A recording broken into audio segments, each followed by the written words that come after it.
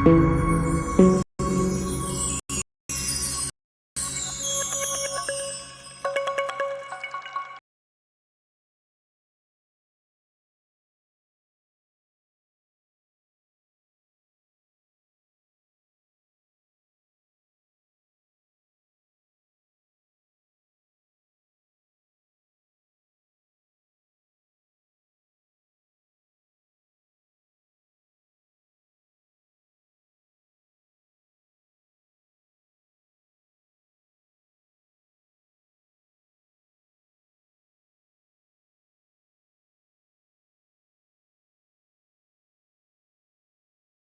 good evening, friends.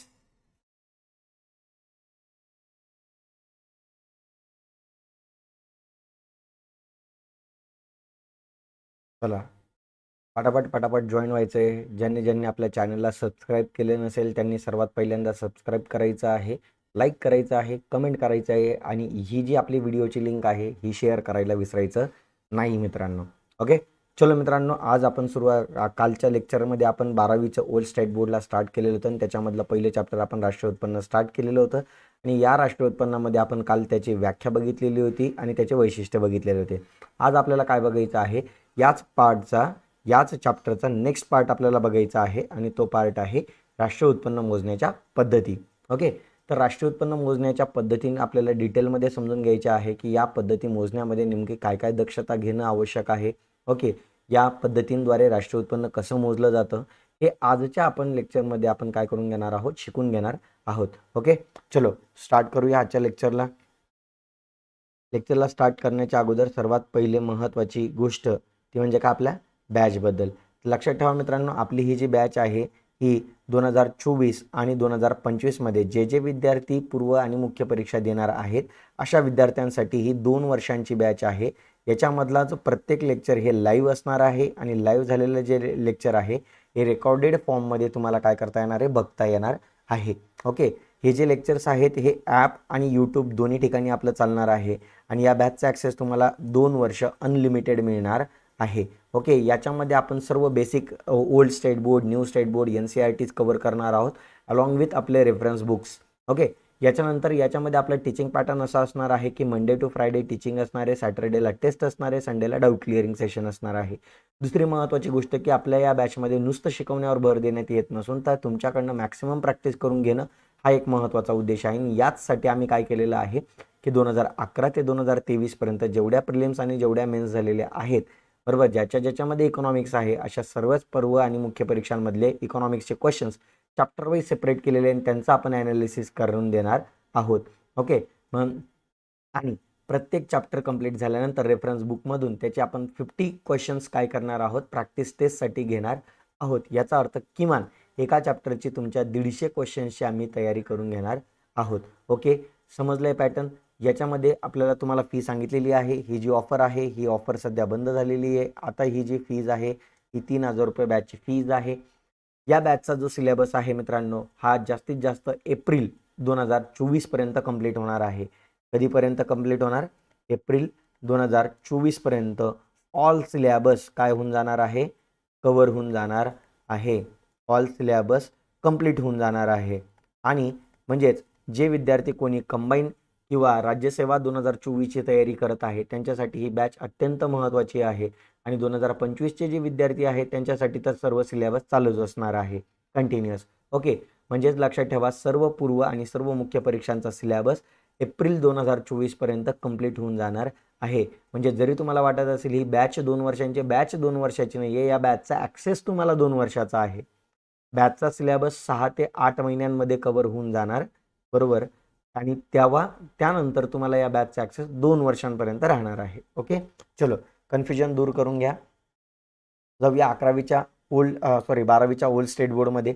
मी तुम्हाला बोललो होतो की 1 ते 7 चॅप्टर आपल्याला करण्याची गरज नाही आहे, तर आपण डायरेक्ट 8व्या चॅप्टरवर उडी घेतलेली होती. ओके, 8व्या चॅप्टरमध्ये काल आपण पार्ट 1 बघितलेला होता. ओके, चला या पार्ट 1मध्ये आपण काय काय बघितलेलं होतं बघा. प्रास्ताविका बघितलेली होती, राष्ट्रीय उत्पन्नाची व्याख्या बघितली होती, तिचे वैशिष्ट्य बघितले होते. याच्यासाठी आपण काय बघितलं आहे, पार्ट 1 बघितलेला आहे. ओके, तर ज्यांनी पार्ट 1 बघितलेला नसेल सर्वात पहिले त्यांनी काय करायचं, पार्ट 1 क्लिअर करायचं आहे, मग पार्ट 2कडे यायचं आहे. एक दुसरी महत्त्वाची गोष्ट की याच्यामध्येच आपण कालच्या लेक्चरमध्ये चक्रीय प्रवाह, राष्ट्रीय उत्पन्नाचा चक्रीय प्रवाह हा देखील आपण बघितलेला होता. तर आजच्या लेक्चरमध्ये हा जो पार्ट आहे राष्ट्रीय उत्पन्नातील संकल्पना हा आपण पार्ट 3 मध्ये बघणार आहोत. कधी बघणार आहोत? पार्ट 3 मध्ये बघणार आहोत. आणि आजचा जो पार्ट आहे मित्रांनो हा पार्ट 2 मध्ये आपण समजून घेणार आहोत. कारण की जोपर्यंत पार्ट 2 समजत नाही तोपर्यंत पार्ट 3 समजणार नाही. ओके, म्हणून आपण काय केलेलं आहे की सर्वात पहिल्यांदा आपण राष्ट्रीय उत्पन्न मोजण्याच्या पद्धती शिकून घेणार आहोत आणि या पद्धती समजून घेतल्यानंतर आपण राष्ट्रीय उत्पन्नामधल्या ज्या छोट्या छोट्या संकल्पना आहे की जीडीपी ॲट मार्केट प्राइस काय असतो, जीडीपी ॲट फॅक्टर कॉस्ट काय असतो, त्याच्यानंतर एनडीपी ॲट मार्केट प्राइस काय असतो आणि एनडीपी ॲट फॅक्टर कॉस्ट काय असतो, त्याच्यानंतर जीएनपी ॲट मार्केट प्राइस काय असतो, फॅक्टर कॉस्टला किती काय असतो, त्याच्यानंतर एनएनपी हा मार्केट प्राइसला काय असतो आणि फॅक्टर कॉस्टला काय असतो, वैयक्तिक उत्पन्न काय असतं, बरोबर. या सर्वच गोष्टी आपण काय करणार आहोत, शिकून घेणार आहोत. परंतु हे पार्ट 3 मध्ये आपण शिकणार. आज आपण शिकणार आहोत पार्ट 2 आणि याच्यामध्ये आपण राष्ट्रीय उत्पन्न मोजण्याच्या पद्धती आणि त्यांच्यामध्ये येणाऱ्या अडचणी आणि त्या अडचणींना कसं दूर केलं जाणार या गोष्टी आज आपण आजच्या लेक्चरमध्ये समजून घेणार आहोत. ओके, चलो जाऊया लेक्चरकडं.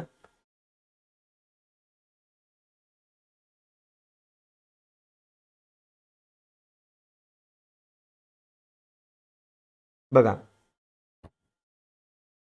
भारतामध्ये राष्ट्रीय उत्पन्न मोजण्याच्या 3 पद्धतींचा आपल्याला 3 पद्धती पाहायला मिळतात.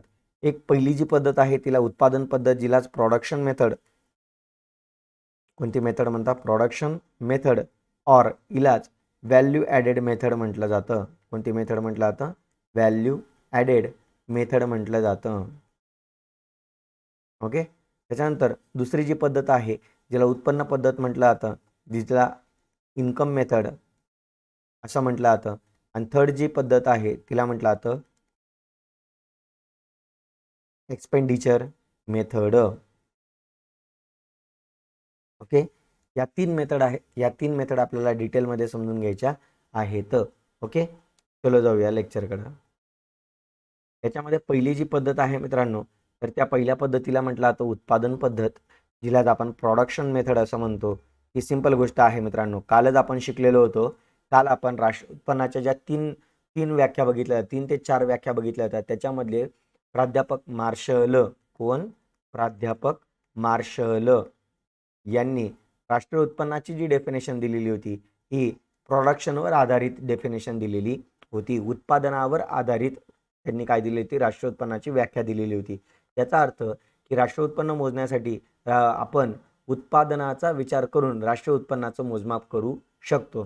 किंवा आता बघा, या उत्पादन पद्धतीलाच मालसाठा पद्धत म्हणूनही ओळखलं जातं. IMP पॉइंट आहे. काय म्हटलेलं आहे की उत्पादन पद्धतीलाच मालसाठा पद्धत म्हणूनही ओळखलं जातं. या पद्धतीमध्ये काय म्हटलेलं आहे, राष्ट्रीय उत्पन्नाचा जर मोजमाप करण्यासाठी आपल्याला उत्पादनावर लक्ष केंद्रित केले जाते. म्हणजेच काय, देशामध्ये वस्तू आणि सेवांचं उत्पादन किती होत आहे यावर लक्ष केंद्रित करून या पद्धतीद्वारे राष्ट्रीय उत्पन्नाचं काय केलं जात असतं, मोजमाप केलं जात असतं. आणि म्हणूनच उत्पादनावर आधारित राष्ट्रीय उत्पन्नाची व्याख्या प्राध्यापक मार्शल यांनी केलेली होती. ओके, बघा, अर्थव्यवस्थेमध्ये शेती असेल, खाणकाम व्यवसाय असेल, यांत्रिक उत्पादनं असतील, लहान उपक्रम असतील, वाणिज्य उपक्रम असतील, वाहतूक असेल, दळणवळण असेल आणि इतर ज्या काही सेवा असतील, अशा विविध क्षेत्रांमध्ये अर्थव्यवस्थेची काय केली जात असते, विभागणी केली जात असते. बरोबर. आपल्याला माहिती आहे मित्रांनो, भारतीय अर्थव्यवस्था ही 3 क्षेत्रांमध्ये डिवाइड करण्यात आलेली आहे. प्राथमिक, द्वितीयक आणि तृतीयक क्षेत्रामध्ये डिवाइड करण्यात आलेली आहे. प्राथमिक क्षेत्रालाच आपण कृषी व संलग्न क्षेत्र म्हणतो, द्वितीय क्षेत्रालाच आपण उद्योग क्षेत्र म्हणतो आणि तृतीय क्षेत्रालाच आपण सर्व्हिस सेक्टर किंवा सेवा क्षेत्र असं देखील म्हणत असतो. ओके, तर या 3 क्षेत्रांमध्ये भारतीय अर्थव्यवस्था काय केली गेलेली आहे, डिवाइड केली गेलेली आहे. एका वर्षाच्या मग उत्पादन पद्धतीमध्ये काय केलं जात असतं बघा, तर एका वर्षाच्या कालावधीत उत्पादित केलेल्या जेवढ्याही अंतिम वस्तू व सेवांचे मूल्य, बरोबर, बाजारभावानुसार मोजले जाते. कशानुसार मोजले जाणार, बाजारभावानुसार मोजले जाणार. किंवा अंतिम वस्तू तयार होईपर्यंत वस्तूच्या उत्पादनातील प्रत्येक टप्प्यात वर्धित मूल्याची बेरीज करून राष्ट्रीय उत्पन्नाचं काय केलं जात असतं, मोजमाप केलं जात असतं. बघा इथं सिंपल गोष्ट आहे, मी एकदम सोप्या भाषेत समजावून सांगतोय ही म्हणजे ही पद्धत, की बघा या पद्धतीमध्ये आपण राष्ट्रीय उत्पन्न जे काही आहे ते 2 प्रकारे आपण मोजू शकतो. ओके, पहिला जो प्रकार आहे ज्याच्यामध्ये आपण काय करणार, की देशामध्ये जेवढ्याही प्रकारच्या अंतिम वस्तू आणि सेवा तयार होतील, बरोबर, तर यांच्या बाजारभावाची म्हणजे यांना यांना मार्केटमध्ये जी काही प्राईज उपलब्ध झालेली आहे किंवा यांची जी काही प्राईज आहे या प्राईजची बेरीज करून आपण काय करू शकतो, राष्ट्रीय उत्पन्नाचं मोजमाप करू शकतो. मग आता मी कालच तुम्हाला सांगितलं होतं मध्यमवर्ती वस्तू आणि अंतिम वस्तू काय असतं.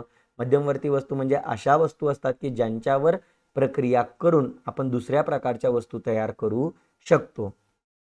बरोबर, याचं एक्झाम्पल मी तुम्हाला दिलं होतं, रबर दिलं होतं, प्लास्टिक दिलं होतं, ग्लास दिलेला होता, बरोबर की नाही. यांच्यावर आपण प्रक्रिया करून यांच्यापासून वेगवेगळ्या वस्तू तयार करू शकतो. परंतु अंतिम वस्तू या अशा वस्तू असतात की ज्यांची उत्पादनाची प्रक्रिया पूर्ण झालेली असते आणि जे आता इथनं पुढं कोणत्याच उत्पादनाच्या प्रक्रियेमध्ये वापरले जात नाही, की ज्या वस्तू अंतिम उपभोगासाठी उपलब्ध असतात अशा वस्तूंना आपण अंतिम वस्तू म्हणतो. ओके, मग या ज्या अंतिम वस्तू आणि ज्या काही सेवा असतील यांचं जी काही बाजार किंमत असेल, या बाजार किमतीची जर आपण बेरीज केली तर त्याद्वारे आपण उत्पादन पद्धतीने राष्ट्रीय उत्पन्नाची मोजमाप करू शकतो. ओके, परंतु याला आणखी दुसरी एक पद्धत आहे जिला म्हटलं जातं मूल्यवर्धित पद्धत. उत्पादन पद्धतीचाच एक प्रकार आहे जिला म्हटलं जातं मूल्यवर्धित पद्धत. या पद्धतीमध्ये आपण काय करत असतो, की वस्तू आणि सेवा ज्या काही तयार होत असतात या तयार होत असताना वेगवेगळ्या टप्प्यांमधून जात असतात. ओके, तर प्रत्येक टप्प्याला वस्तूची किंमत जेवढ्या रुपयांनी वाढत जाते त्या वाढलेल्या रुपयांवर काय केलं जात असतं मित्रांनो, या वाढलेल्या रुपयांची काय केली जात असते, एकूण बेरीज केली जात असते. तेव्हा या पद्धतीद्वारे देखील आपण राष्ट्रीय उत्पन्नाचं काय करू शकतो, मोजमाप करू शकतो. आता हे दोन्ही पद्धती आपल्याला डिटेलमध्ये समजून घ्यायची एक्झाम्पलद्वारे. ओके, मग जाऊया याच्यामध्ये. ही जी पहिली पद्धत होती की ज्याच्यामध्ये आपण अंतिम वस्तू आणि सेवांच्या बाजारभावाची काय केलेली होती, बेरीज केलेली होती. आणि दुसऱ्या पद्धतीमध्ये काय केलेलं होतं, प्रत्येक टप्प्यात जी काही वस्तूची किंमत काय झालेली होती, वाढलेली होती. तर या वाढलेल्या किमतींची बेरीज करून आपण काय करत होतो, राष्ट्रीय उत्पन्नाचं मोजमाप करत होतो. त्याच्यापैकी आपण ही पहिली जी पद्धत आहे ही पद्धत आता आपण समजून घेणार आहोत, ज्याला म्हटलं जातं फायनल प्रॉडक्ट मेथड. काय म्हटलं जातं, फायनल प्रॉडक्ट मेथड.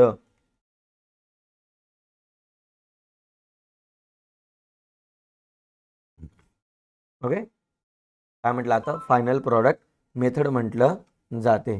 ओके, पुढे बघा याच्यामध्ये काय म्हटलेलं आहे, की अंतिम वस्तू म्हणजे अशा वस्तू असतात ज्या उपभोगासाठी वापरल्या जातात. बरोबर, की जसं फॉर एक्झाम्पल आता ही जी पाण्याची बॉटल आहे याची उत्पादनाची प्रक्रिया पूर्ण झालेली आहे आणि ही बॉटल आता उपभोगासाठी उपलब्ध आहे. जसा हा कीबोर्ड आहे, जसा हा काय आहे, कीबोर्ड आहे.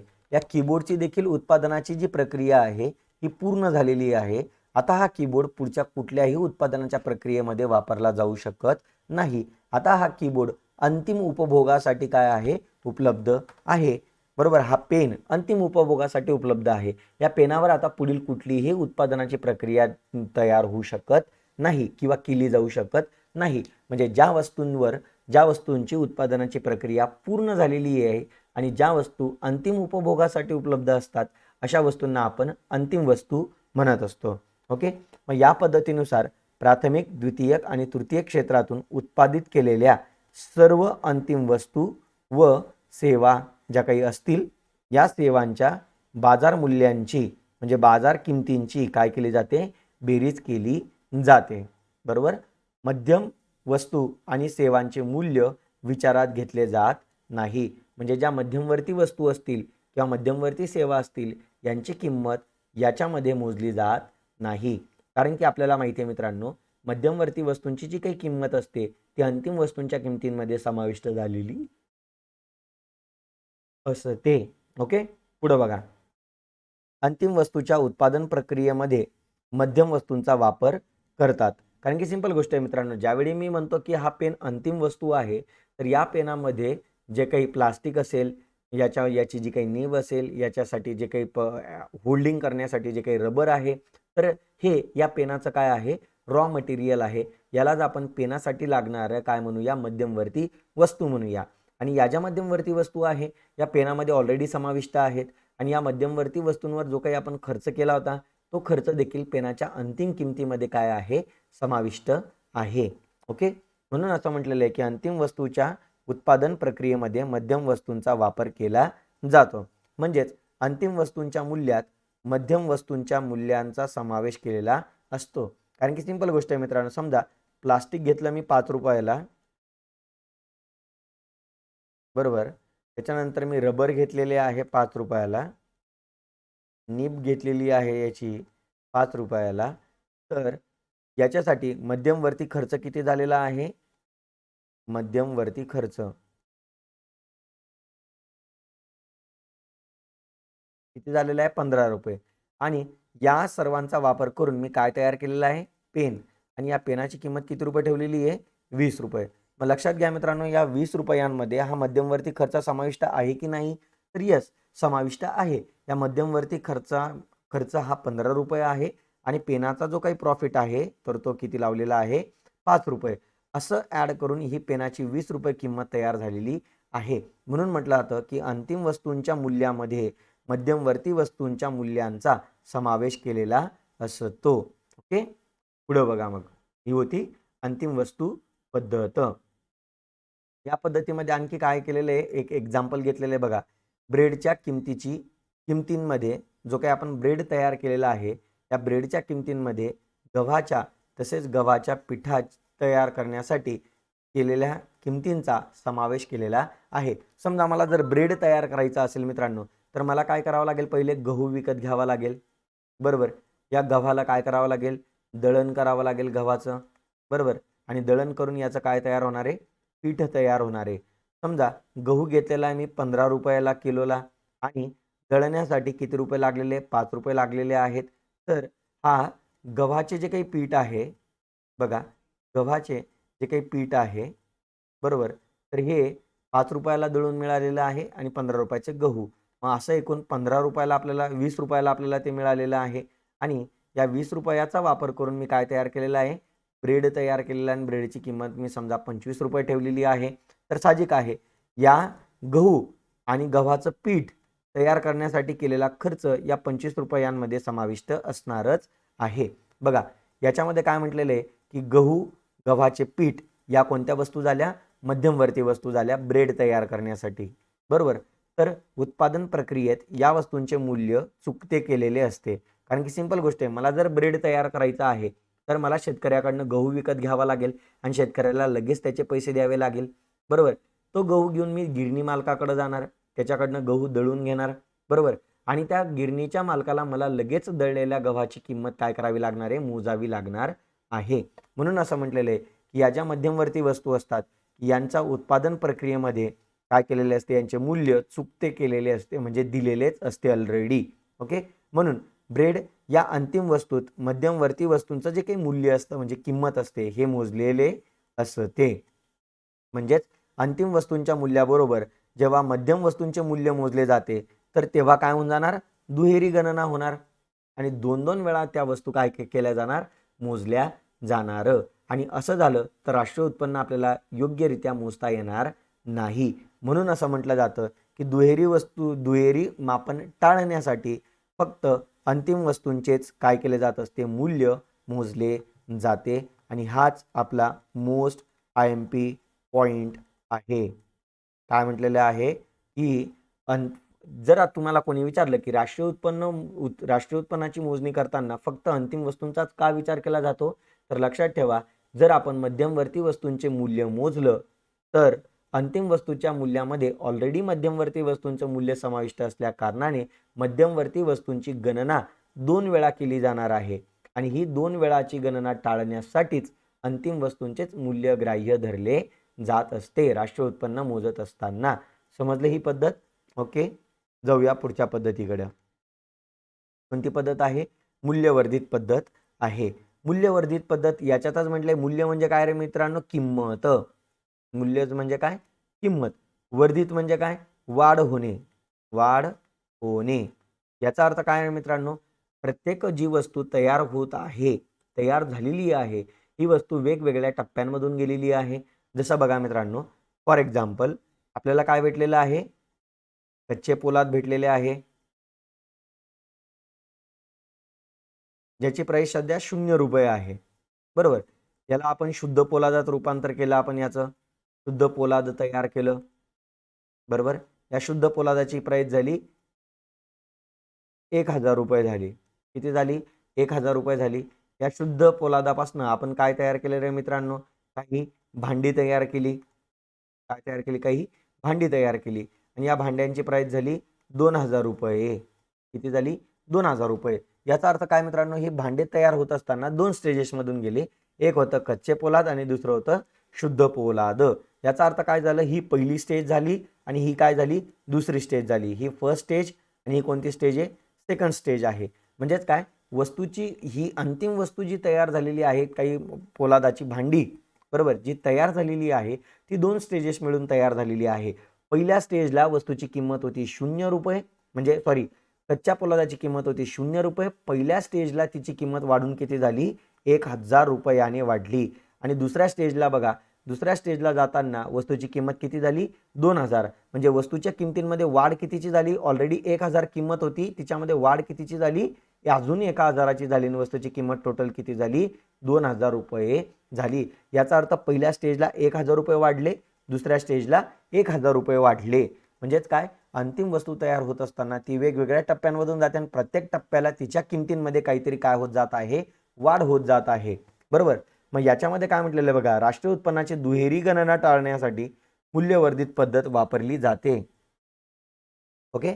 यामध्ये वस्तूच्या उत्पादनातील प्रत्येक टप्प्यावर तिच्या मूल्यात झालेली वाढ विचारात घेतली जाते. जसं इथं पहिल्या टप्प्यावर किती वाढ झाली? ₹1000. दुसऱ्या टप्प्यावर किती रुपयांची वाढ झाली? ₹1000. ओके.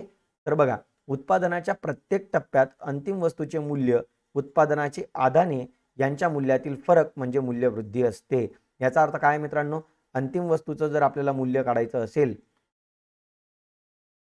अंतिम वस्तू मूल्य जर काढायचं असेल तर आपल्याला काय करावं लागणार आहे?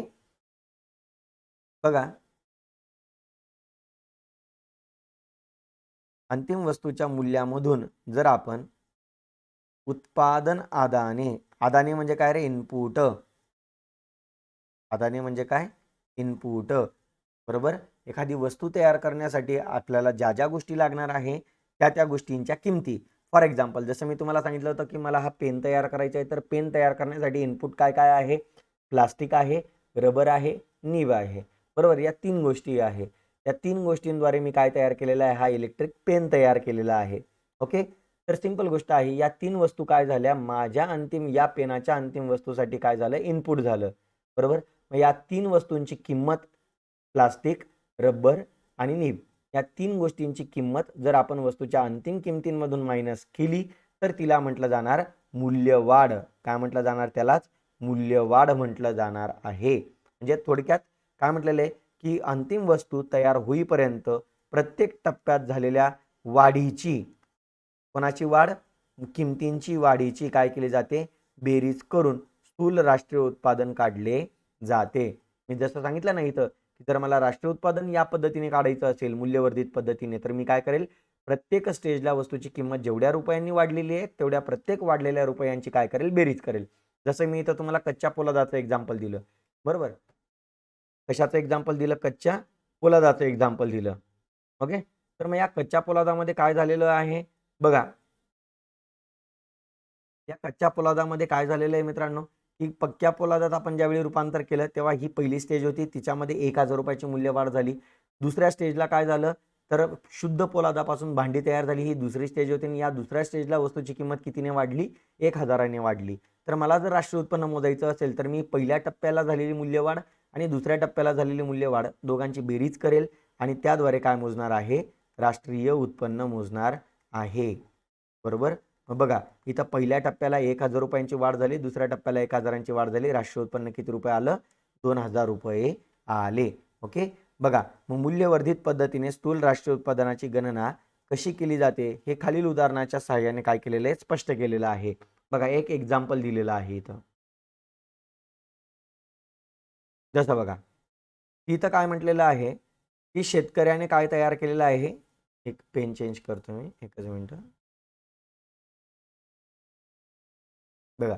इथं शेतकऱ्याने काय तयार केलेलं आहे, गहू तयार केलेला आहे, बरोबर. गहू तयार करण्यासाठी त्याला ₹0 लागलेले होते, बरोबर. आणि याने 1 किलो गव्हाचं काय केलेलं आहे, उत्पादन घेतलेलं आहे आणि या उत्पादनासाठी त्याला ₹7 खर्च आलेला आहे, बरोबर. म्हणजेच बघा हे इनपुट होतं, ही अंतिम किंमत होती. म्हणजे या पहिल्या स्टेज ही झाली फर्स्ट स्टेज. या पहिल्या स्टेजला मूल्यवाढ कितीची झालेली आहे, ₹7 मूल्यवाढ झाली. कारण की वस्तूची इनपुट किती होतं, ₹0. झालं किती, ₹7. ही फर्स्ट स्टेज होती. ही कोणती स्टेज आहे, ही फर्स्ट स्टेज आहे. ₹0वरनं वस्तूची किंमत किती झाली, ₹7 झाली. ही फर्स्ट स्टेज होती, म्हणून मूल्यवाढ किती रुपयांची झाली, ₹7 झाली. आता या शेतकऱ्याने काय केलं, या गिरणी मालकाला हा गहू विकून टाकला आणि त्याच्यापासून काय तयार केलं, या गिरणी मालकाने गव्हाचे पीठ तयार केले. मग साहजिक गोष्ट आहे, शेतकऱ्याने हा गहू त्या गिरणी मालकाला किती रुपयाला विकला, ₹7 बरोबर. ₹7 किलोचा गहू विकत घेतला गिरणी मालकाने आणि त्याने त्याच्यापासनं काय तयार केलं, पीठ तयार केलं गव्हाचं. काय तयार केलं, गव्हाचे पीठ तयार केले. ही झाली दुसरी स्टेज, बरोबर. ही कितवी स्टेज झाली, दुसरी स्टेज झाली. आणि या दुसऱ्या स्टेजला वस्तूची किंमत किती रुपयाने वाढली, ₹3 वाढली आणि ही होती वस्तूची दुसरी स्टेज. आता गव्हाचं पीठ झालं ₹10. या गिरणी मालकाने काय केलं, बेकरी मालकाला हेच गव्हाचं पीठ ₹10 विकले, बरोबर. आणि या बेकरीच्या मालकाने काय केलं, या गव्हाच्या पिठापासून काय तयार केले, ब्रेड तयार केले. ही झाली थर्ड स्टेज. कितवी स्टेज झाली, थर्ड स्टेज. थर्ड स्टेजला वस्तूची किंमत कितीने वाढली बघा, घेतलं होतं ₹10, विकतो किती आहे, 13ला. याचा अर्थ इथं मूल्यवाढ अगेन किती रुपयाची झालेली आहे, ₹3. ही झाली थर्ड स्टेज. आणि आता काय झालं, या ब्रेडच्या बेकरीच्या मालकाने ₹13ला जो काही ब्रेड तयार केलेला होता, हा ब्रेड कोणाला विकला त्याने, किरकोळ व्यापाऱ्याला. किती रुपयाला विकला, ₹14 विकला. ही झाली फोर्थ स्टेज. त्याच्यामध्ये वस्तूची किंमत कितीने वाढली बघा, ₹13ला तयार केलेला होता ब्रेड, तो विकला ₹14. मूल्यवाढ कितीची झाली, ₹1. म्हणजे ही चौथी स्टेज झाली. याचा अर्थ काय रे मित्रांनो, बघा की जो अंतिम ब्रेड ग्राहकापर्यंत आलेला आहे तो 4 टप्प्यांमधून आलेला आहे आणि प्रत्येक टप्प्याला वस्तूची किंमत काहीतरी प्रमाणात काय झालेली आहे, वाढलेली आहे. या सर्व जेवढी मूल्यवाढ झालेली आहे यांची जर आपण एकूण बेरीज केली, जसं इथं ₹7 प्लस ₹3 प्लस ₹3 प्लस ₹1, तर 7 आणि 3 10, 10 आणि 3 13, 13 आणि 1 14. तर हे काय झालं, आपलं राष्ट्रीय उत्पन्न झाले. काय झाले, हे आपले राष्ट्रीय उत्पन्न झाले. ओके. या पद्धतीने मूल्यवाढ पद्धतीने द्वारे काय केलं जात असतं, वस्तू आणि सेवांचे मूल्य मोजले जात असते. ओके. पुढं बघा, मग हे राष्ट्रीय उत्पन्न मोजताना आपल्याला काय काय दक्षता घेणं आवश्यक आहे, तर बघा दुहेरी गणना टाळण्यासाठी याच्यामध्ये फक्त आपल्याला अंतिम वस्तूंच्या मूल्यांचाच विचार करावा लागेल आणि तेच मूल्य मोजावं लागेल. मध्यवर्ती वस्तूंचं मूल्य विचारात घेतलं जाणार नाही. पुढचं काय म्हटलेलं आहे, शेतकऱ्यांनी स्वतःच्या उपभोगासाठी वापरलेल्या वस्तूंचे जे काही मूल्य आहे ते अंदाजे काढले जाते. म्हणजेच स्वतःच्या उपभोगासाठी केलेल्या वस्तूंच्या मूल्याचा समावेश राष्ट्रीय उत्पन्नात करावा लागतो. म्हणजेच काय म्हटलेलं आहे, बघा काही जे शेतकरी असतात ते गव्हाचं जे काही उत्पादन घेणार आहे, म्हणजे कुठल्याही वस्तूचं जे काही उत्पादन घेणार आहे, ते घेतलेलं सर्वच उत्पादन ते काय करत नाही, विकत नाहीत.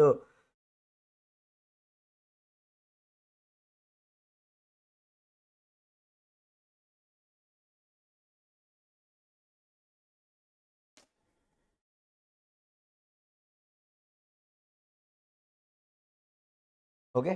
बघा हे एकच मिनिट मित्रांनो, बघा इथं काय म्हटलेलं आहे की प्रत्येक जो शेतकरी वस्तू आणि तो ज्या ज्या वस्तूचं उत्पादन घेतोय तर ते उत्पादन घेतलेल्या प्रत्येक वस्तूची तो विक्री करत नाही, तर काही ज्या वस्तू येतो स्वतःच्या उपभोगासाठी काय करून ठेवतो, सांभाळून ठेवत असतो, त्यांची विक्री तो करत नाही. परंतु अशा वस्तूंचं मूल्य काय केलं जात असतं, अंदाजे काढले जाते. कसं काढलं जातं, अंदाजे काढले जाते आणि ते अंदाजित उत्पन्न राष्ट्रीय उत्पन्नामध्ये काय करावं लागतं, समाविष्ट करावे लागते. ओके. नेक्स्ट काय म्हटलेलं आहे बघा, राष्ट्रीय उत्पन्नाच्या अचूक अंदाजासाठी बाजार किमतींमध्ये समाविष्ट केलेली अप्रत्यक्ष कराची रक्कम वगळली जाते, तर काही वस्तूंसाठी शासनाने दिलेली अनुदानाची रक्कम काय करावी लागते, मोजावी लागते. बघा मित्रांनो, काय म्हटलेलं आहे, हा जो पॉईंट आहे हा थोडा चुकीचा दिलेला आहे. कारण की बघा, सध्या आपण जो GDP मोजत आहोत, बरोबर, हा जो आपण GDP मोजतोय हा मार्केट प्राइसला मोजतोय आणि बाजार किंमत कशी काढली जाते बघा, मी तुम्हाला इथं सांगतो.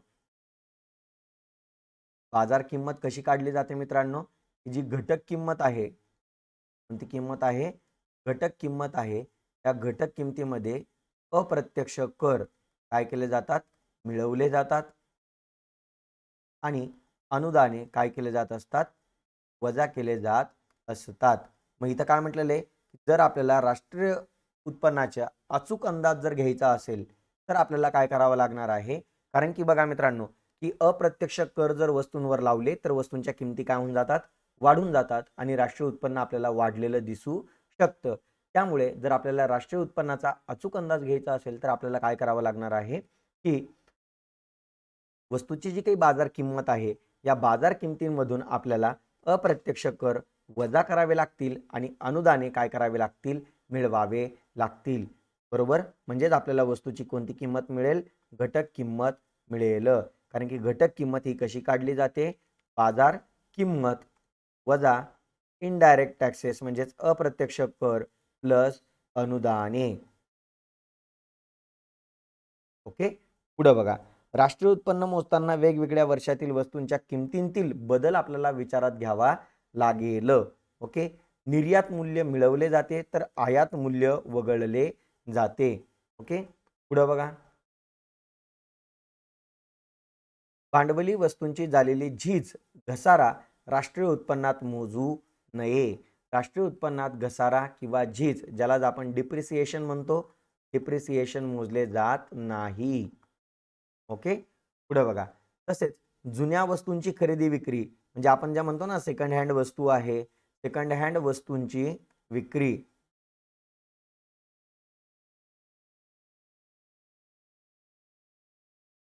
विक्री किंवा खरेदी ही राष्ट्रीय उत्पन्नात मोजली जात नाही, कारण ते चालू वर्षातील उत्पादन नसते. त्या वस्तूंची उत्पादन ज्या वर्षी झालेलं आहे त्या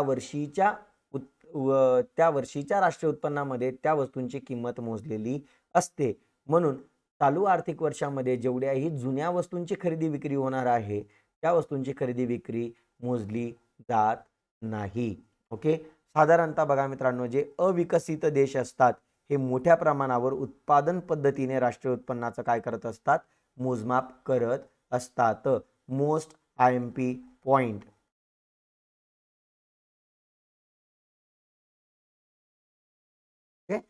उत्पादन पद्धतीने राष्ट्रीय उत्पादन मोजताना अनेक अडचणी येत असल्यामुळे या पद्धतीची विश्वासार्हता काय आहे, कमी आहे. ओके. भारतामध्ये या पद्धतीने शेती, खाणकाम, हस्तव्यवसाय, यांत्रिक उत्पादन या क्षेत्रातील उत्पन्नाची मोजणी केली जाते. याचाच अर्थ उत्पादन पद्धतीचा वापर, लक्षात ठेवा, उत्पादन पद्धतीचा जो वापर आहे हा प्राथमिक आणि द्वितीयक क्षेत्रासाठी केला जातो. कोणत्या कोणत्या क्षेत्रासाठी भारताच्या राष्ट्रीय उत्पन्न मोजताना प्राथमिक आणि द्वितीय क्षेत्रासाठी कोणत्या पद्धतीचा वापर केला जातो, तर उत्पादन पद्धतीचा वापर केला जातो. कारण की शेती आणि खाणकाम हे कोणत्या क्षेत्रामध्ये येतं रे मित्रांनो, प्राथमिक क्षेत्रामध्ये. तर हस्तव्यवसाय झाले, यांत्रिक उत्पादन झाले, हे द्वितीय क्षेत्रामध्ये येतात. म्हणून प्राथमिक आणि द्वितीय क्षेत्रामध्ये राष्ट्रीय उत्पन्न मोजताना उत्पादन पद्धतीचा वापर केला जातो. परंतु उत्पादन पद्धतीने कुठल्याही प्रकारच्या तृतीयक क्षेत्राचं मोजमाप केलं जात नाही. तृतीय क्षेत्रामध्ये सर्व काय आहेत, सेवा आहेत. म्हणून असं म्हटलं गेलेलं आहे, वाहतूक सेवा असेल, वाणिज्य सेवा असेल, दळणवळण सेवा असेल, या क्षेत्रांमधील म्हणजेच एकंदरीत तृतीयक क्षेत्रासाठी या उत्पादन पद्धतीचा वापर केला जात नाही. ओके. पुढे बघा,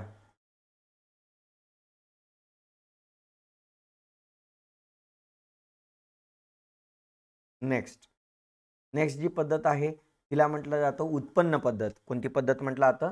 उत्पन्न पद्धत म्हटलं जातं, जिला इन्कम मेथड असं देखील म्हटलं जातं.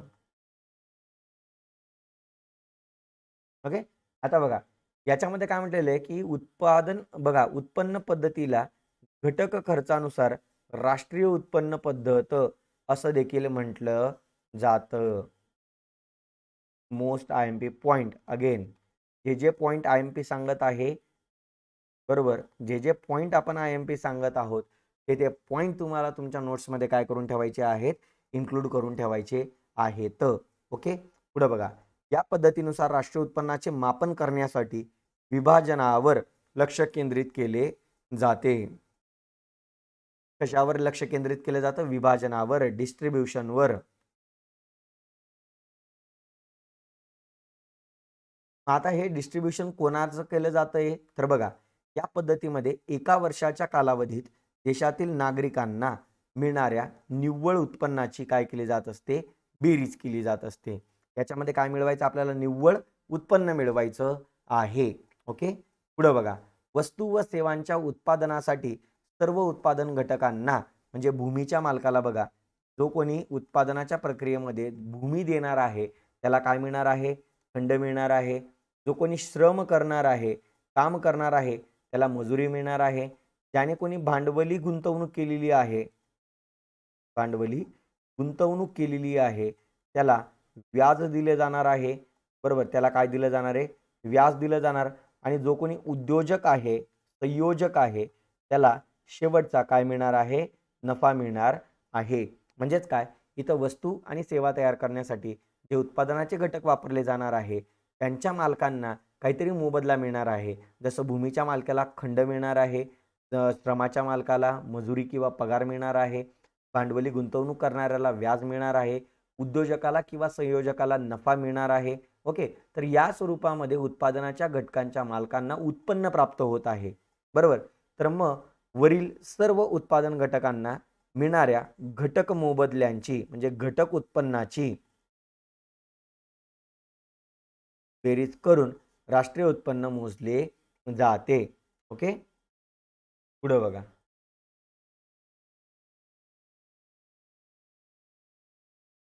सर्व उत्पादन घटकांना म्हणजे काही उत्पन्न वितरित केलं जाणार आहे, डिस्ट्रीब्यूट केलं जाणार आहे. जसं मी तुम्हाला बोललो ना, भूमीच्या मालकाला खंड वितरित केलं जाणार, श्रमाच्या मालकाला मजुरी किंवा पगार वितरित केला जाणार, भांडवली गुंतवणूक केलेल्या व्यक्तीला व्याज वितरित केलं जाणार आहे आणि उद्योजकाला नफा वितरित केला जाणार आहे. म्हणून असं म्हटलेलं आहे, सर्व उत्पादन घटकांना वितरित केलेल्या उत्पन्नाची जर आपण बेरीज केली तर ती राष्ट्रीय उत्पन्ना एवढीच आपल्याला पाहायला मिळते.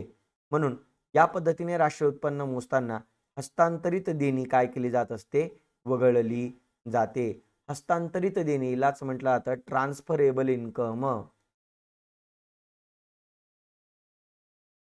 ट्रान्सफरेबल इन्कम म्हणजे कोणतं इन्कम असतं रे मित्रांनो? असं इन्कम असतं की जे काय केलं जात, ज्या उत्पन्नाचं फक्त काय होत असतं? हस्तांतरण होत असतं. आणि हे हस्तांतरण होत असताना कोणत्याही प्रकारच्या वस्तूचं आणि सेवेची निर्मिती होत नाही. फॉर एक्झाम्पल, गव्हर्नमेंटने विद्यार्थ्यांना दिलेली स्कॉलरशिप, याच्यातनं कोणत्याही प्रकारची वस्तू किंवा सेवा तयार झाली नाही. फक्त इथनं काय झालं? सरकार जवळनं पैसा कोणाकडे ट्रान्सफर झाला? विद्यार्थ्यांच्या बँक अकाउंटला पैसा ट्रान्सफर झाला. सरकारने दिलेली, बघा मित्रांनो, सरकारने दिलेली पेन्शन, बरोबर, हे सुद्धा कोणतं आहे? हस्तांतरित उत्पन्न आहे. बरोबर. विडो पेन्शन झालं, त्याच्यानंतर तुमचं स्कॉलरशिप झालं. ओके. हे जे उत्पन्न आहे मित्रांनो, गिफ्ट झालं, देणगी झालं, डोनेशन झालं, तर हे कोणतं उत्पन्न आहे मित्रांनो? ट्रान्सफरेबल इन्कम आहे. हे फक्त एका हातातनं दुसऱ्या हातात ट्रान्सफर होत असतं आणि हे ट्रान्सफर होत असताना याद्वारे कुठल्याही प्रकारच्या वस्तूचं किंवा सेवेची निर्मिती होत नसते. ओके. मग बघा, कर विषयक हा देखील मोस्ट IMP पॉइंट आहे. पुढे बघा, कर विषयक माहिती पत्रके, अहवाल असेल, लेखापुस्तके असेल, अल्प उत्पन्नासंबंधीचे अंदाज असतील, या स्रोतांपासून उत्पन्नाची आकडेवारी प्राप्त करता येत असते. इथं वेगवेगळ्या गोष्टींद्वारे आपण उत्पन्नाचं काय करू शकतो? आकडेवारी गोळा करू शकतो. ओके. दिलेल्या कालावधीत वस्तू आणि सेवांच्या उत्पादन कार्यात सहभागी झालेल्या उत्पादन घटकांच्या मालकांना जो काही मोबदला मिळणार आहे त्या मोबदल्याची काय करावी लागते, आपल्याला बेरीज करावी लागते, तेव्हा आपल्याला स्थूल राष्ट्रीय उत्पादन मिळत असते. म्हणून बघा मित्रांनो, की राष्ट्रीय उत्पन्न जर काढायचं असेल तर आपल्याला rent plus wedges plus interest plus profit करावं लागेल. आणि मिक्स्ड इन्कम हे आपण अनऑर्गनाइज्ड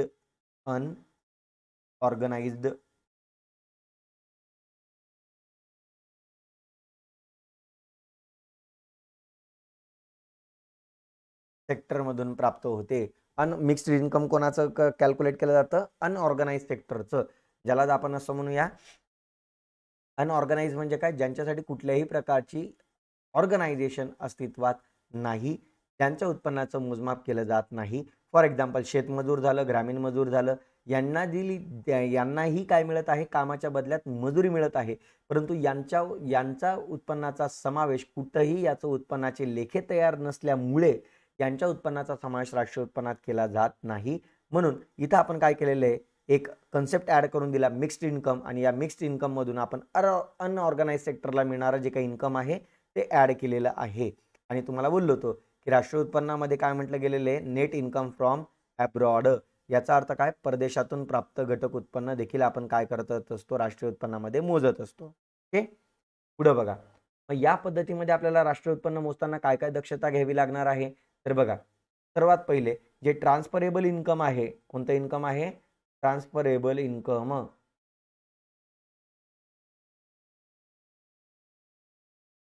कोणतं इन्कम, ट्रान्सफरेबल जे काही इन्कम आहे, तर हे इन्कम मोजले जात नाही.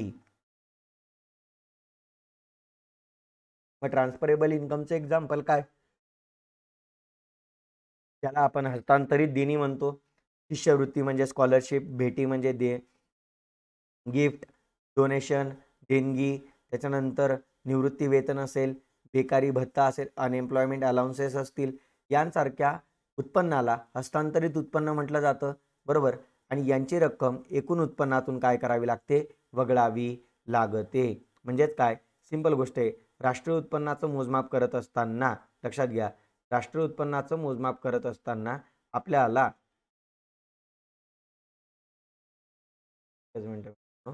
राष्ट्रीय उत्पन्नाचं मोजमाप करत असताना आपल्याला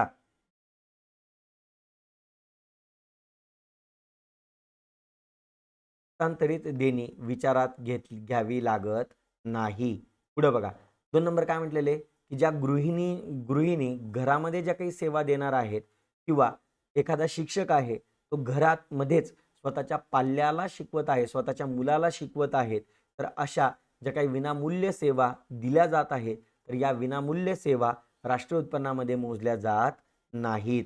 ओके, तिसरा महत्त्वाचा मुद्दा काय म्हटलेला आहे, की जसं घर असेल, गाडी असेल, यांसारख्या जुन्या वस्तूंची खरेदी विक्री जी काही करून जे काही उत्पन्न मिळणार आहे ते देखील राष्ट्रीय उत्पन्नामध्ये मोजलं जात नाही. आत्ताच आपण पहिल्या पद्धतीमध्ये बघितलं की सेकंड हँड वस्तूंची खरेदी विक्री राष्ट्रीय उत्पन्नामध्ये मोजली जात नाही.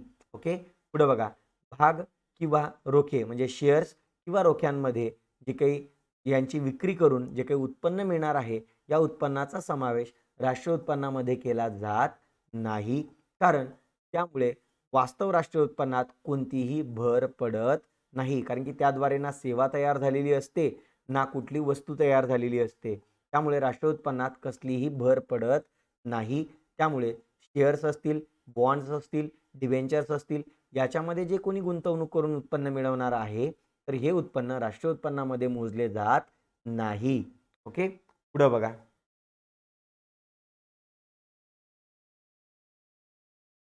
तसंच प्रत्यक्ष करापासून मिळणारा शासनाला जो काही महसूल आहे हा महसूल देखील राष्ट्रीय उत्पन्नात मोजला जात नाही. म्हणजेच काय, प्रत्यक्ष करापासून मिळणारा महसूल राष्ट्रीय उत्पन्नामध्ये मोजला जात नाही, कारण की महसूल म्हणजे शासनाला मिळणारं कोणतं उत्पन्न आहे, हस्तांतरित उत्पन्न आहे. त्या बदल्यात सरकार कोणत्याही व्यक्तीला विशेष अशी वस्तू किंवा सेवा प्रदान करत नाही.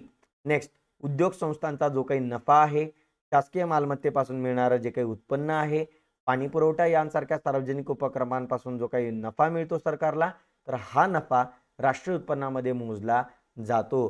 का? कारण की या प्रक्रियांद्वारे सरकार जनतेला वस्तू आणि सेवा तयार करून देत आहे. ओके, म्हणजे असंच उत्पन्नाची आपल्याला मोजमाप करायची आहे, ज्या उत्पन्नाद्वारे वस्तू आणि सेवा तयार होत आहे. ओके, पुढे बघा, स्वतःच्या उपभोगासाठी वापरलेल्या वस्तूंचे मूल्य आणि स्वतःच्या मालकीच्या घराचे मूल्य राष्ट्रीय उत्पन्नात मोजावे लागते आणि स्वतःच्या उपभोगासाठी वापरलेल्या वस्तूंचं मूल्य हे अंदाजे काढले जाते.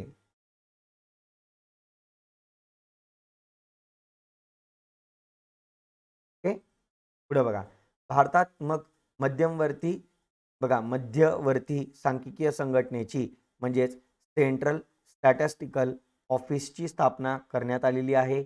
ओके, तर राष्ट्रीय उत्पन्न समिती व्यापार असेल, वाहतूक असेल, व्यावसायिक असेल, सार्वजनिक प्रशासन असेल, घरगुती सेवा असेल इत्यादी क्षेत्रातील उत्पन्न पद्धतीने काय केलं जात असतं, मोजलं जात असतं. याचा अर्थ काय रे मित्रांनो, उत्पन्न जी काही पद्धत आहे, लक्षात घ्या, उत्पन्न पद्धतीचा जो वापर आहे, तर हा वापर सेवा क्षेत्रासाठी केला जातो. म्हणजेच काय, सेवा क्षेत्रातील उत्पन्न मोजण्यासाठी उत्पन्न पद्धतीचा वापर केला जातो. ओके, आणि नेक्स्ट आजची शेवटची पद्धत कोणती पद्धत, खर्च पद्धत, जिला एक्सपेंडिचर मेथड म्हटलं जातं. कोणती मेथड म्हटलं जातं, एक्सपेंडिचर मेथड. या एक्सपेंडिचर मेथडमध्ये काय केलं जात असतं मित्रांनो, एका वर्षाच्या कालावधीमध्ये लोकांनी वस्तूंच्या उपभोगासाठी आणि गुंतवणुकीसाठी जो जो काही खर्च केलेला आहे, या खर्चाची याच्यामध्ये काय केली जात असते, बेरीज केली जात असते. म्हणून इथं म्हटलेलं आहे बघा, की एका वर्षाच्या कालावधीत सर्व व्यक्ती असेल, उद्योग संस्था असेल किंवा सरकार असेल, यांनी केलेल्या उपभोगावरील खर्चाची आणि गुंतवणुकीवरील खर्चाची बेरीज म्हणजेच काय केलं जात असतं, राष्ट्रीय उत्पन्न मोजलं जात असते. मग खर्च पद्धतीने राष्ट्रीय उत्पन्न जर आपल्याला मोजायचं असेल तर आपल्याला काय करावं लागेल, खाजगी उपभोग खर्च असेल, बघा मी इथं लिहितो, सी म्हणजे काय, कन्झ्युम्शन. कन्झ्युम्शन म्हणजे काय, खाजगी उपभोग खर्च, बरोबर. आय फॉर काय, इन्व्हेस्टमेंट म्हणजे गुंतवणूक खर्च.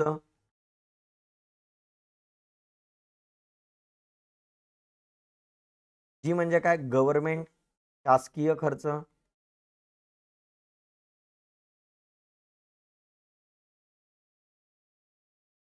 बरोबर. आता एक्स म्हणजे काय, परदेशातून प्राप्त घटक उत्पन्न, परदेशातून प्राप्त घटक उत्पन्न वजा परदेशाला दिलेले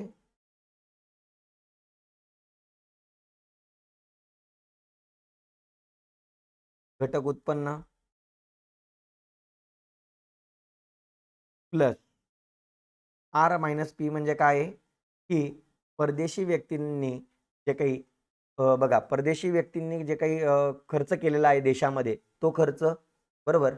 आणि भारतामधील व्यक्तींनी परदेशात केलेला जो काही खर्च आहे यांची काय केली जात असते, वजाबाकी केली जात असते. ओके, आज ज्याला आपण शॉर्टकटमध्ये आर मायनस पी असं म्हटलेलं आहे. या सर्वांची बेरीज करून आपल्याला राष्ट्रीय उत्पन्न मोजता येते. ओके, हे राष्ट्रीय उत्पन्न मोजताना काय काय काळजी घ्यायची आहे हे आपल्याला बघावं लागेल.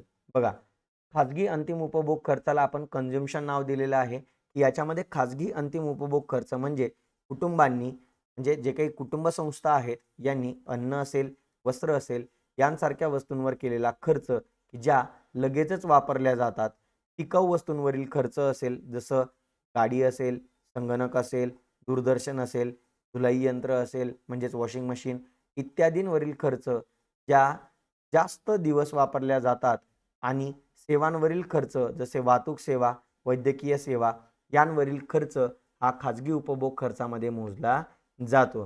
म्हणजेच काय, सिंपल गोष्ट आहे मित्रांनो, तुम्ही आणि मी जीवन जगण्यासाठी आपण ज्या ज्या काही वस्तू आणि सेवांवर खर्च करणार आहोत, त्या वस्तू आणि सेवांवरचा खर्च म्हणजेच खाजगी अंतिम उपभोग खर्च असतो. आणि नेक्स्ट काय म्हटलेले, स्थूल देशांतर्गत खाजगी गुंतवणूक खर्च. मग बघा, खाजगी उद्योजकांनी पुनर्स्थापना एखाद्या उद्योगाची पुनर्स्थापना करण्यासाठी, नवीनीकरण करण्यासाठी, नवीन गुंतवणुकीवर केलेला जो काही खर्च असतो यालाच स्थूल देशांतर्गत खाजगी गुंतवणूक खर्च म्हटला जातो. ओके. नेक्स्ट काय म्हटलेलं आहे, सरकारी अंतिम उपभोग खर्च आणि गुंतवणूक खर्च. मग बघा, सरकारकडून प्रशासकीय सेवा असेल, कायदा आणि सुव्यवस्था असेल, संरक्षण असेल, शिक्षण असेल इत्यादींवर केलेला खर्च म्हणजे सरकारी अंतिम उपभोग खर्च होय. आणि सरकार गुंतवणूक खर्च करते याचा अर्थ काय, सरकार गुंतवणूक करते कशामध्ये, रस्त्यांमध्ये, रेल्व्यांमध्ये, पुलामध्ये, धरणांमध्ये, कालव्यांमध्ये काय करत असते, या ज्या काही वस्तू आहेत या देशाच्या आधारभूत संरचनेमध्ये काय करत असते, सरकार गुंतवणूक करत असते. मग ही या गोष्टी करण्यासाठी जे काही गुंतवणूक केली जाते त्या गुंतवणुकीला सरकारी गुंतवणूक खर्च असं म्हटलं जातं. ओके. हा देखील राष्ट्रीय उत्पन्नामध्ये मोजला जातो. निव्वळ विदेशी गुंतवणूक म्हणजे एका वर्षाच्या कालावधीमध्ये देशाच्या निर्यात मूल्य आणि देशाच्या आयात मूल्यामधील फरक म्हणजेच एका वर्षामध्ये सरकारने जेवढ्याही वस्तू आणि सेवांची निर्यात केलेली आहे या निर्यात केलेल्या वस्तूंच्या किमतींमधून आयात केलेल्या वस्तूंच्या किमती काय केल्या, आयात केलेल्या वस्तू आणि सेवांच्या किमती काय केल्या जातील, वजा केल्या जातील, ज्याला आपण एक्स मायनस यम असं म्हणतो. आणि लास्ट आर आणि पी निव्वळ प्राप्ती. निव्वळ प्राप्ती म्हणजे काय, परदेशी नागरिकांनी देशात केलेला जो काही खर्च आहे आणि देशातील नागरिकांनी परदेशात जो काही खर्च केलेला आहे यातील फरक म्हणजेच काय म्हटलं जातं, निव्वळ प्राप्ती म्हटले जाते. ओके. Thank you Mayur sir. खूप दिवसानंतर तुम्ही लेक्चर अटेंड करतायत, रेग्युलर करत चला लेक्चर अटेंड. ठीक आहे. पुढे बघा, या पद्धतीमध्ये आपल्याला काय करावं लागतं, काही काळजी घ्यावी लागते राष्ट्रीय उत्पन्न मोजताना. मग काय काय काळजी घ्यावी लागेल बघा, की दुहेरी गणना टाळण्यासाठी सर्व प्रकारच्या अंतरिम वस्तूंवरीलच खर्च काय केला जात असतो, विचारात घेतला जात असतो. ओके. दुसरं महत्वाचं, जुन्या वस्तूंच्या विक्रीसाठी केलेल्या खर्चाचा समावेश राष्ट्रीय उत्पन्नात केला जात नाही, करू नये. म्हणजे सेकंड हँड वस्तूंची विक्री राष्ट्रीय उत्पन्नात मोजली जात नाही, खरेदी विक्री.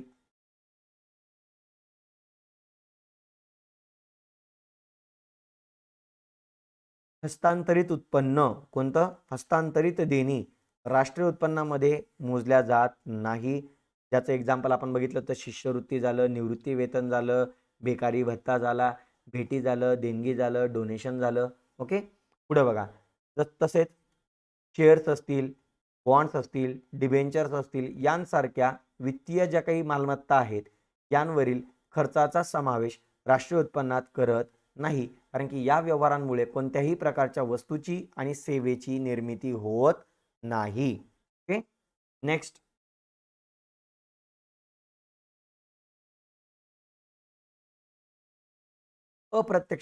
अप्रत्यक्ष कराची रक्कम राष्ट्रीय उत्पन्नात मोजली जात नाही. अंतिम वस्तू आणि सेवांवरील खर्चाचा समावेश राष्ट्रीय उत्पन्नात केला जातो. अनुदानाची रक्कम राष्ट्रीय उत्पन्नात मोजावी लागते. तसेच बघा, वरील तीनही पद्धतींपैकी उत्पादन पद्धतीचा आणि उत्पन्न पद्धतीचा वापर मोठ्या प्रमाणावर केला जातो. अमेरिका, इंग्लंड यांसारख्या प्रगत देशामध्ये उत्पन्न पद्धती ही काय आहे, लोकप्रिय आहे. याचा अर्थ काय रे मित्रांनो, अमेरिका असेल किंवा इंग्लंड असेल या देशांमध्ये राष्ट्रीय उत्पन्न जे काही आहे तर ते उत्पन्न पद्धतीद्वारे मोजलं जात असतं. तर काही व्यावहारिक अडचणींमुळे खर्च पद्धतीचा वापर क्वचितच केला जातो. भारताचं जे काही राष्ट्रीय उत्पन्न मोजण्यासाठी CSOची स्थापना केलेली होती, सेंट्रल स्टॅटिस्टिकल ऑफिसची. तर या सेंट्रल स्टॅटिस्टिकल ऑफिसद्वारे उत्पादन पद्धत आणि उत्पन्न पद्धतीचा एकत्रितरित्या काय केला जात आहे, वापर केला जात आहे. जसं मी तुम्हाला बोललो की उत्पादन पद्धत प्राथमिक आणि द्वितीयक क्षेत्रासाठी वापरली जाते, प्राथमिक आणि द्वितीयक क्षेत्रासाठी. तर उत्पन्न पद्धतीचा वापर तृतीयक क्षेत्रासाठी केला जात असतो. ओके. चला मित्रांनो, आज तुम्हाला समजलं असेल की राष्ट्रीय उत्पन्न मोजण्याच्या 3 पद्धती आहेत. त्या पद्धतींमध्ये राष्ट्रीय उत्पन्न कसं मोजलं जातं. ओके. आणि या 3 पद्धतींद्वारे राष्ट्रीय उत्पन्न मोजताना कोणत्या कोणत्या दक्षता घेतल्या पाहिजे, कोणती काळजी घेतली पाहिजे. ओके. तर आजच्या लेक्चरमध्ये आपल्याला एवढं समजून घ्यायचं होतं. भेटूया उद्याच्या लेक्चरमध्ये पुढचा पाठ घेऊन. परंतु जोपर्यंत तुम्ही आपल्या चॅनलला लाईक करत नाही, कमेंट करत नाही, सबस्क्राईब करत नाही, तोपर्यंत तुम्हाला नवीन नवीन व्हिडिओज मिळणार नाहीत. ओके. चलो, त्यामुळे जास्तीत जास्त लाईक करायचं, कमेंट करायचं, सबस्क्राईब करायचं आणि शेअर करायला विसरायचं नाही. चलो, थांबूया मित्रांनो. Bye bye.